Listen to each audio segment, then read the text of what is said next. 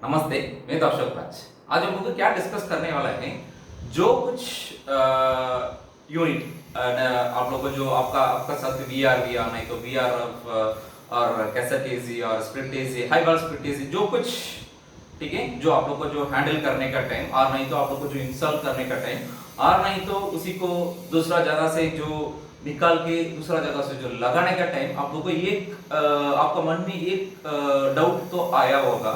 वो क्या मतलब रेफ्रिजरेंट लेवल जो बराबर है कि नहीं, और नहीं तो हम लोग को पाउंड डाउन करने का टाइम में जो रेफ्रिजरेंट बराबर पाउंड डाउन नहीं किया, जो रेफ्रिजरेंट जो बाहर चला गया, और नहीं तो जो मैन्युफैक्चर से जो नया लेके आ रहा हूँ उस टाइम में जो कंप्रेसर के अंदर तो कितना जो रेफ्रिजरेंट ये सर्किट के लिए चाहिए वो उसका अंदर पे है कि नहीं बोल के आपका मन में थोड़ा डाउट आया होगा। वो डाउट को कैसे हम लोग को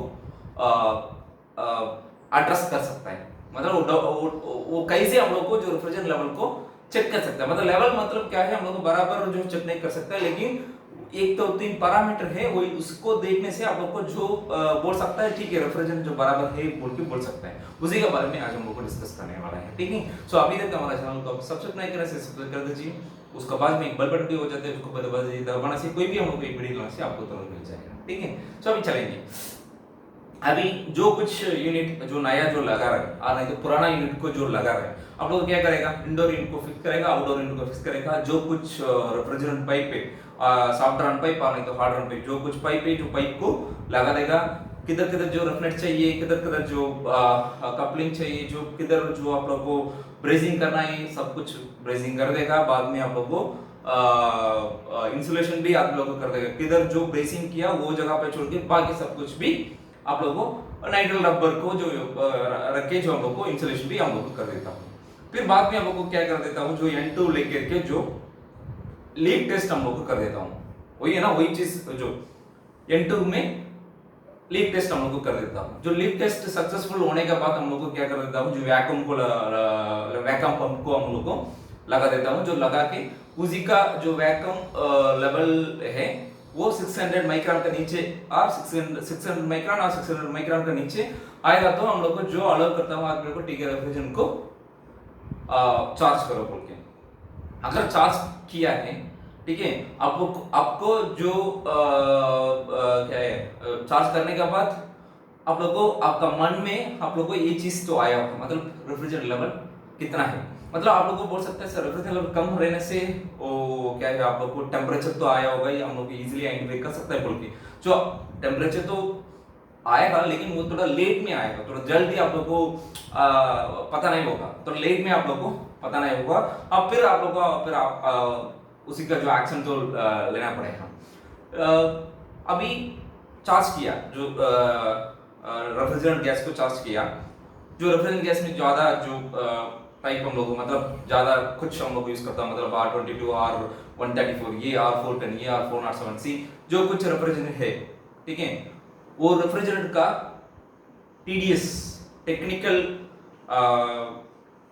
डिटेल्स ठीक है, टेक्निकल डेटा शीट को आप लोगों को जो मंगा के रखना है उसमें अभी पूरा चार्ज करने के बाद उसी का आइडियल प्रेशर रेफ्रिजरेंट का आइडियल प्रेशर कितना जो PSC जो रह जाता है वो मेजर करना है।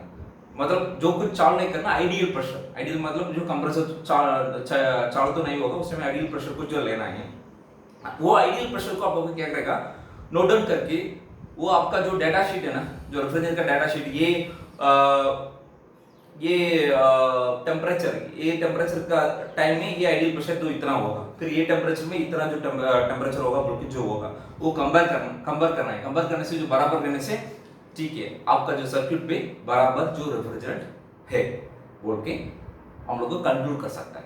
दूसरा इसको फिर इंश्योर करने के लिए जो कंप्रेसर को चालू करके उसका suction pressure and discharge pressure जो कितना PSC जो रह जाते हैं जो नोट डाउन करना है। नोट डाउन करने के बाद फिर आपका जो मैन्युफैक्चरर AC का मैन्युफैक्चरर उसका design suction pressure discharge pressure तो देगा ठीक है, उसी का कंपेयर करना है। मतलब सब कुछ फुल लोड पे रहना है, जो टेम्परेचर सब कुछ कंडीशन तो देगा वो कंडीशन में मैच करना है।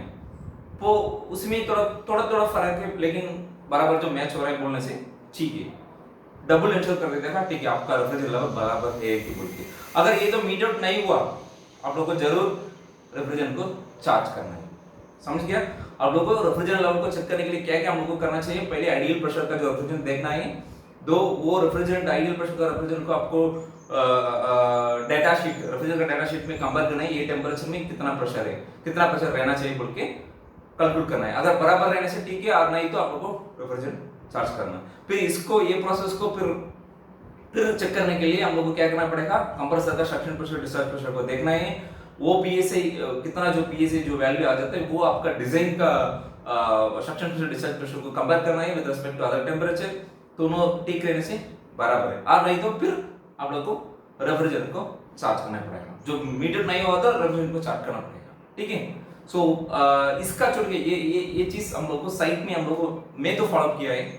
मैं तो जो कुछ जगह पे जो हम लोग को डाउट हो रहा है, ये इसी यही पैरामीटर से हम लोग को चेक करता हूँ। इसी का छोड़ के दूसरा कुछ मेथड है, इजी मेथड है। आप ऐसा कुछ रहने से आपको कमेंट बॉक्स में कमेंट कीजिए। थोड़ा कमेंट बॉक्स में कमेंट करने का टाइम थोड़ा इंग्लिश में थोड़ा कमेंट कीजिए, क्यों बोलने से जो आदमी को जो पढ़ा होगा थोड़ा हिंदी में रहने से मुश्किल होगा। मेरे को भी मुश्किल है, मेरे को जो हिंदी पढ़ने के लिए नहीं आता है, ठीक है? सो इंग्लिश में थोड़ा कमेंट बॉक्स में कमेंट कीजिए। जो कुछ चीज इसका छोड़ के जो कुछ चीज रहने से कमेंट बॉक्स में कमेंट कीजिए, सभी लोग को जो मालूम पड़ेगा, ठीक है? सो आज के लिए इतना है। ये वीडियो से आप लोग को कुछ ना कुछ इन्फॉर्मेशन लेके जरा बोल के आपका मन में जो लगने से आप ये वीडियो को लाइक कीजिए, आप अपने लोग को शेयर कीजिए। आज के लिए इतना ही, धन्यवाद।